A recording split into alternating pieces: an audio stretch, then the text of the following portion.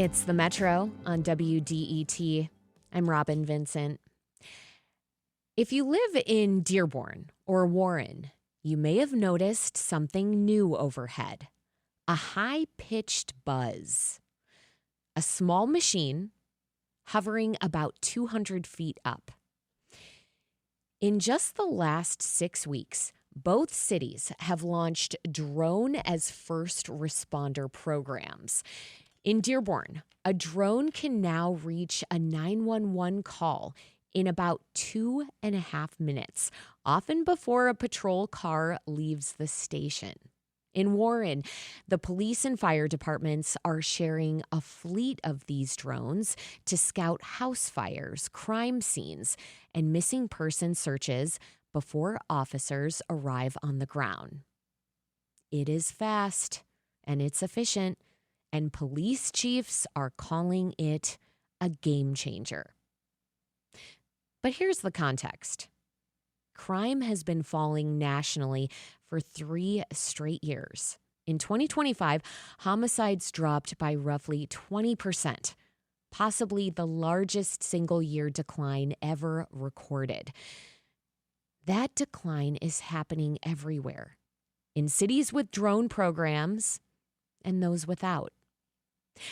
So the question isn't just whether this technology works. It's whether the trade-off, more eyes in the sky, more data collected, more cameras networked together, is worth it. Arthur Holland Michel is a writer and researcher who spent more than a decade studying this question. He founded the Center for the Study of the Drone at Bard College and wrote the book Eyes in the Sky: The Secret Rise of Gorgon's Stare and How It Will Watch Us All. Arthur, welcome. Hi, Robin. It's great to be here. And the phone lines are open. Call us and tell us what you think about this. 313-577-1019. Before we get into things here, I want to note that the Metro contacted the Warren and Dearborn police departments to get their perspective. We're still waiting to hear back from them. Now, Arthur, your book came out in 2019. At the time, the idea of a police drone launching autonomously from a rooftop dock to reach a 911 call was largely theoretical. Now, here in Michigan, in Dearborn, there are 6 of them stationed across the city, and Warren just launched a joint police and fire fleet. What's changed in the last 7 years that made this possible? Well, I think these programs we're starting to see now, they actually are riding on the back of a long process of experimentation with law enforcement drones for specifically responding to 911 calls that goes back, I think, all the way to like 2018. There was this one police department in particular, Chula Vista in California, that sort of had this pilot program. And just recently, a few months ago, the Federal Aviation Administration, which sort of controls the airspace and these matters, opened up the possibility for other police departments around the country to do just that, to experiment with this same type of technology to implement these systems. Technologically, what has sort of made this possible now that wasn't possible back then is largely the autonomy of these systems. You know, you can automate a number of the functions. The technology has gotten a lot more reliable, so also the Federal Aviation Administration is more comfortable with the use of drones sort of over people, over buildings, in these sort of semi-autonomous operations, something that has taken a long time for the authorities to become comfortable with. So it's sort of a combination of those things, yeah. I want to think about that comfort zone. I mean, I want to talk about why people have become more comfortable with surveillance, but why have authorities become more comfortable with it as well? Well, I I wouldn't I wouldn't necessarily say, at least in the time that I've been researching and writing about this stuff, which is more years than I care to count at this point. I wouldn't say that during that time authorities have become more comfortable with surveillance. Um, the trend is always that the law enforcement will use every tool that is at its disposal to do its job.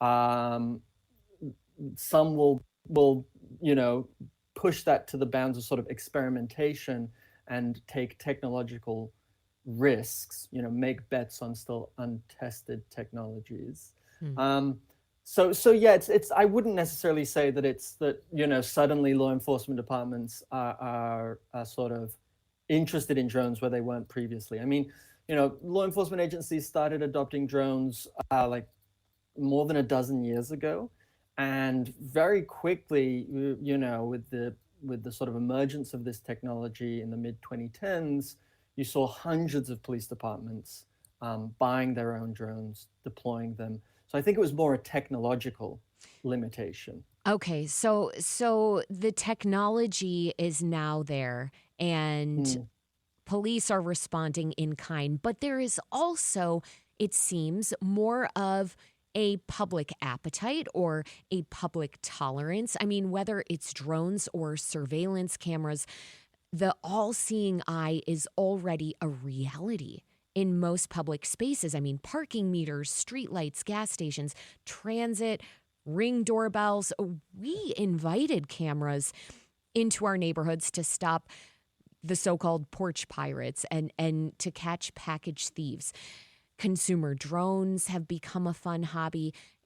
And now we're at a point where most of the public, or at least a lot of the public, seems kind of neutral or even supportive. I mean, how did we get here? Was there a specific moment when the culture shifted? oof. I mean, I think it was more a process of sort of emotional climatization. People just over time, you see a drone for the first time and you're spooked, maybe you freak out. You see it a second time and you're still kind of feeling a little iffy about it. You see it the 10th time or the 15th time, and you sort of barely bat an eyelid. So I think a part of it is that yeah, we've just become accustomed to these realities. Same thing with cameras.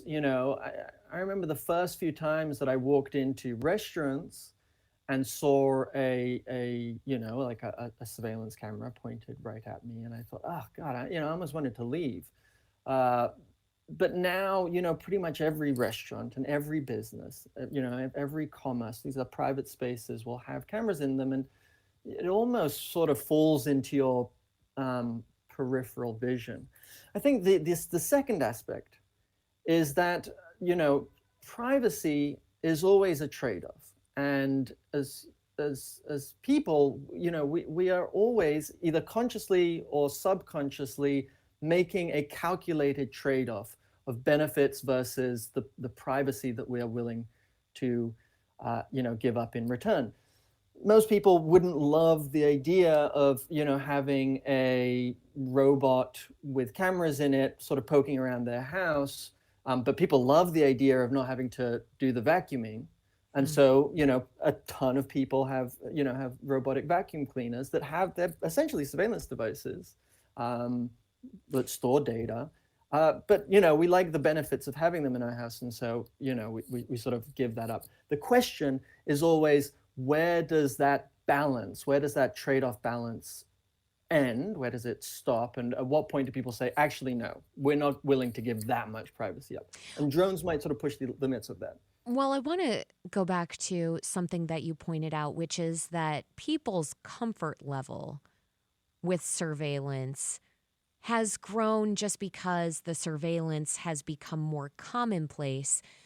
But is it also that people are comfortable with it because maybe it's unclear what's being done with some of this surveillance? I mean, do you think that it's clear to enough people how this surveillance can be used? Because that's the argument that it's not always going to be used for good, right?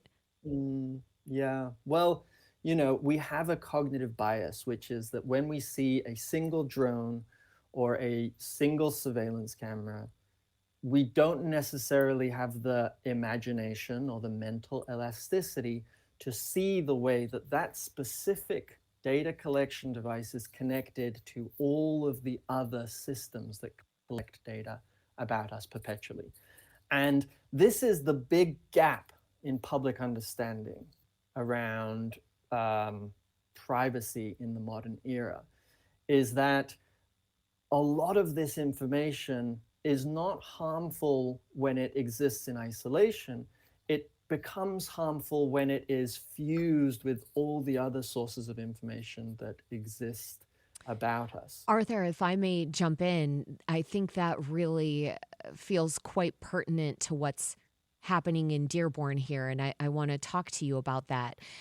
It isn't just the drones. The city also activated a platform that connects thousands of cameras, city-owned surveillance, business security feeds, even live smartphone video from 911 callers into a single command center. The drones feed into that same system. So we're not talking about one camera in the sky. We're talking about a network. Can you talk about how that changes the privacy equation? Yeah, it is a fundamental change. By and large, when you talk about privacy regulations, the law often looks at individual technologies, right? So individual drones, the individual tracking of a particular vehicle, say through license plate readers, the placement of a particular camera.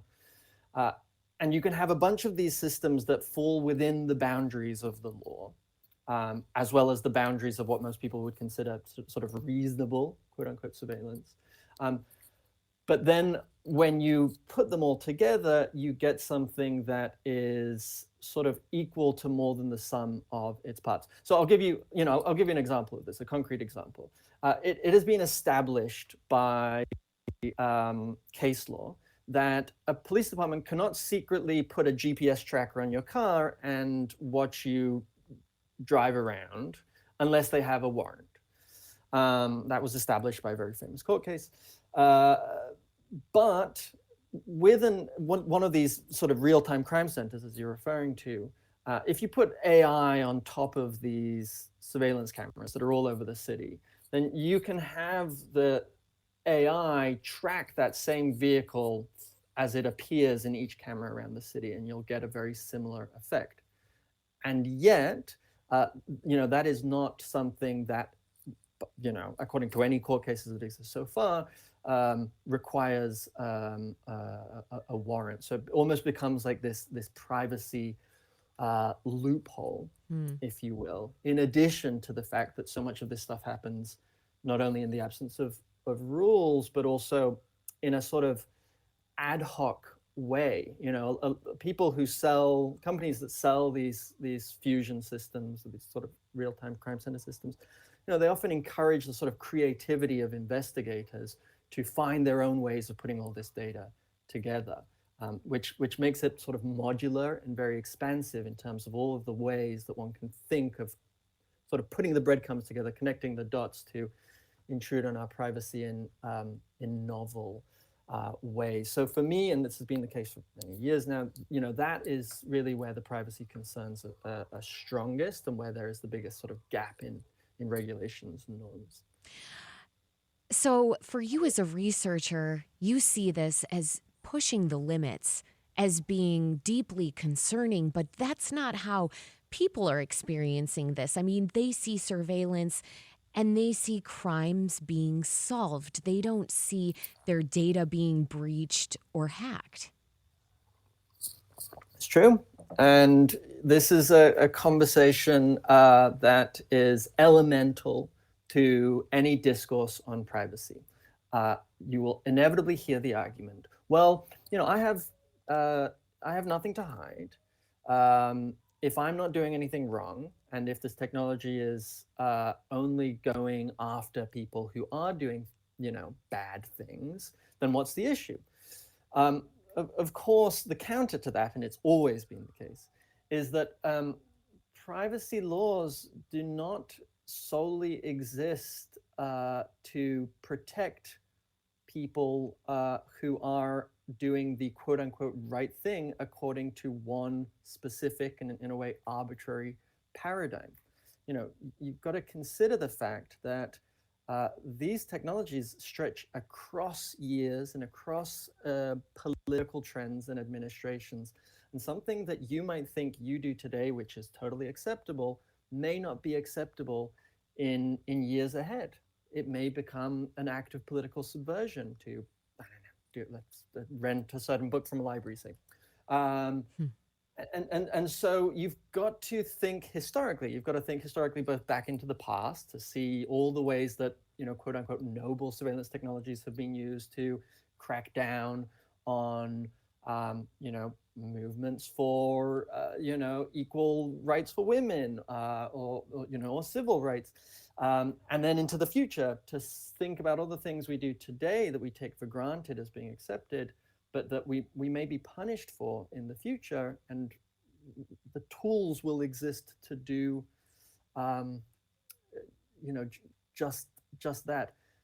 In addition to that, people will say to me, well, I'm not doing anything wrong, so I have nothing to hide. I have no problem with this. And you've got to understand that,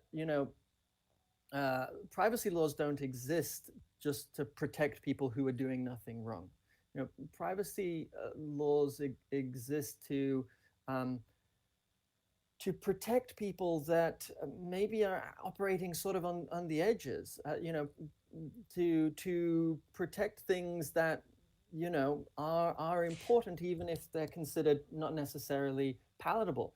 Freedom of speech, for example, is a good case of that, where the freedom of speech extends to all sorts of types of protests.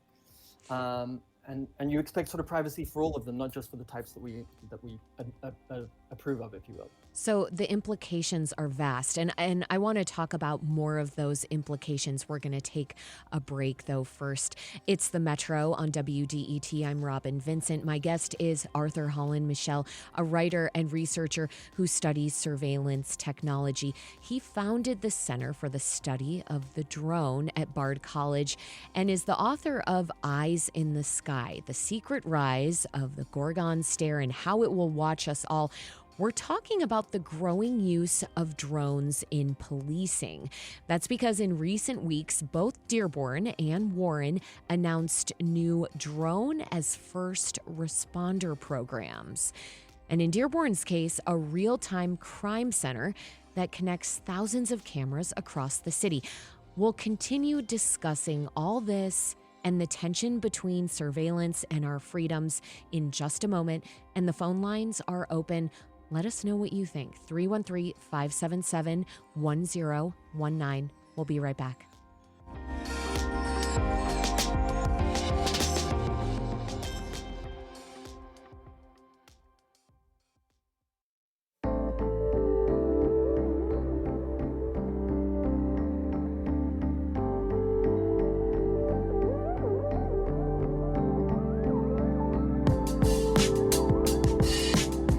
It's the Metro on WDET. I'm Robin Vincent, and we're talking about drones and surveillance more broadly, and that's because Dearborn and Warren recently launched drone as a first responder programs. In Dearborn and Warren, drones can reach 911 calls very fast. Police believe this kind of surveillance reduces crime. People generally like surveillance. I mean, cameras, well, they're now all around American schools and homes. But we're wondering today what the cost of that surveillance is. Arthur Holland Michel is a writer and researcher who's spent more than a decade studying this question. He wrote the book Eyes in the Sky: The Secret Rise of Gorgon's Stare and How It Will Watch Us All. And I want to note the Metro reached out to the Warren and Dearborn police departments to get their perspective. We're still waiting to hear back from them. And I want to go to the phone lines right now. We have Linda from Dearborn on the line. Linda, thanks for calling the Metro. What's on your mind? Hi.